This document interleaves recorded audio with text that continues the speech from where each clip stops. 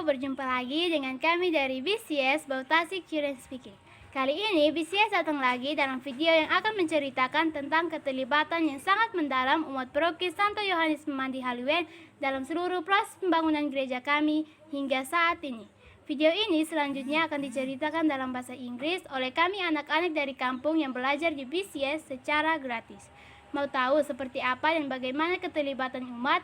Tontonlah video ini sampai selesai. Sebelum lanjut menonton, bagi Bapak, Mama, Om, Tante, dan saudara-saudari sekalian yang belum subscribe channel kami, dukunglah kami cukup dengan menekan tombol subscribe. Oke, terima kasih sudah subscribe. Selamat menonton. Thank you for subscribing. Please watch. Hi guys! Nice to meet you in this very fine day. We are from BCS Bautasik Children Speaking. Now we are in front of our church. Have you ever seen the photography of the church? So today, from the hill of Badarai, we are going to let you know a bit about how are the congregation deeply involved in building it. This church is located on the top of the hill of Badarai, the parish of St. John the Baptist of Haluen, the diocese of Atambua. Okay guys, first of all, we would like to let you know that the pioneer to build the church is Romo Herman Nurakhane, our parish priest.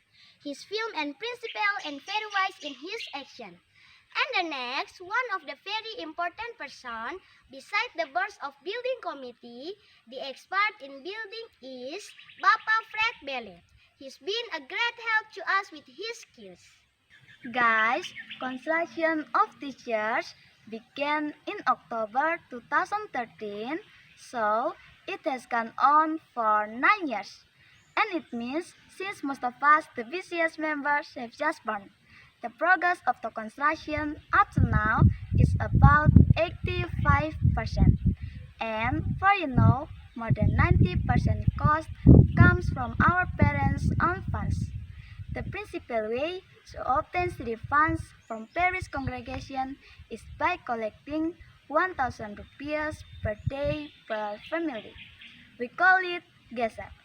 Another pattern is when the cost of any part of the building is high, we go by the way of offering to the families or the groups. And the next pattern is by borrowing money. For to pay cash of a big fund for any part of our church, the church building committee borrowed money from CU Kasih Sejahtera of the Diocese of Atambua, and then the congregation repaying the loan monthly to CU Kasih Sejahtera in installments. The church building committee had lent several times to CU Kasih Sejahtera of the Diocese of Atambua. The first time was for 100 million for the roof working, and the next was for paying cash to the old stained glasses in our church. Now, I'll tell you about donations that we receive from people outside the Haluen parish in the form of expertise, funds, excavator, and building materials. First of all, Bapak Don DVG, an architect from Atambua, had contributed his expertise by drawing our church building. Bapak Wirilai helped us by donating his excavator to dig the foundation of our church.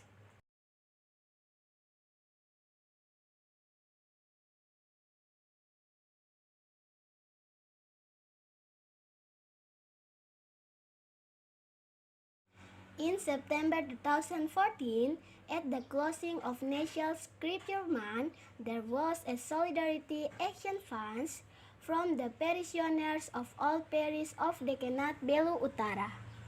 I mean, North Belu region of the Diocese of Atambua.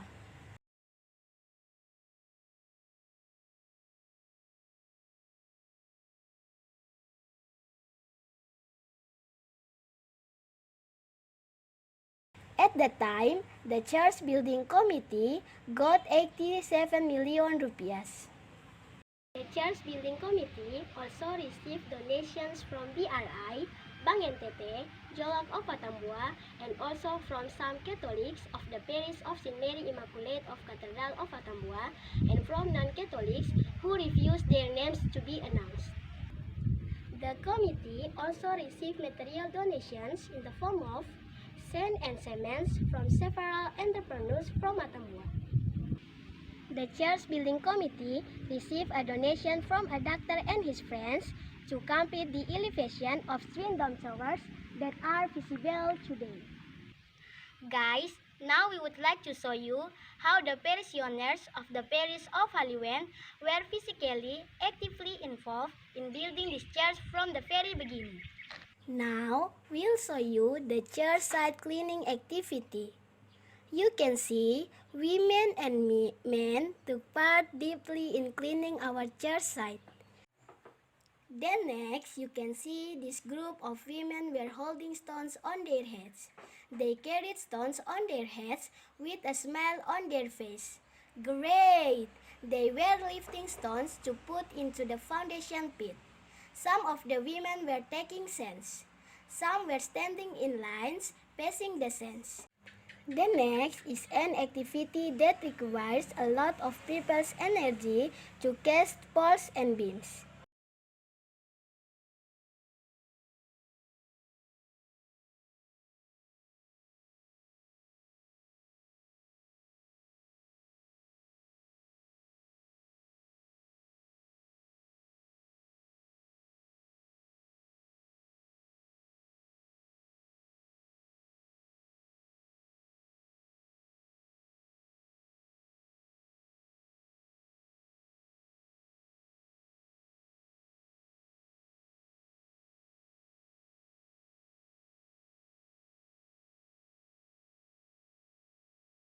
You can also see the parishioner women were standing in line for passing the cement to fill in the poles and beams.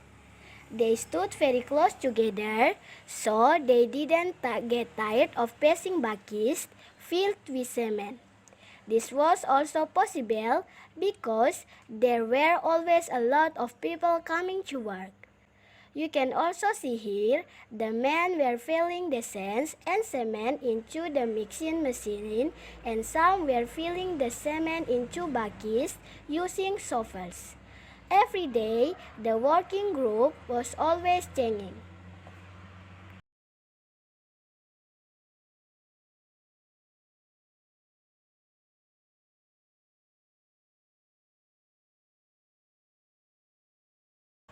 You see, our parish priest and the assistant priest of Haliwen Parish were involved in this activity. Both of them were very excited.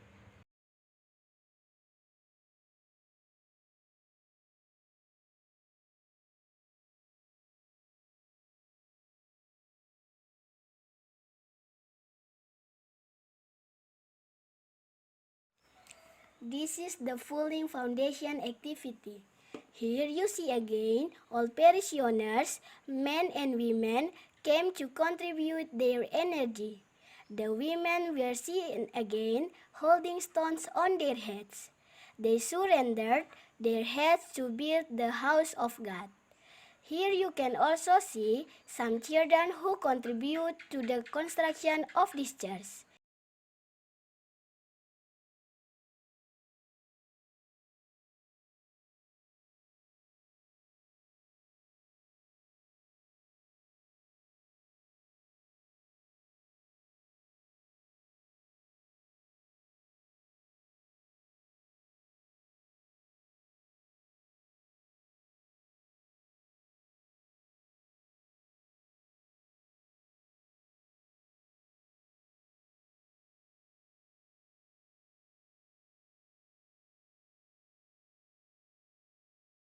In this part of the activity, you can see some mothers who came with their babies.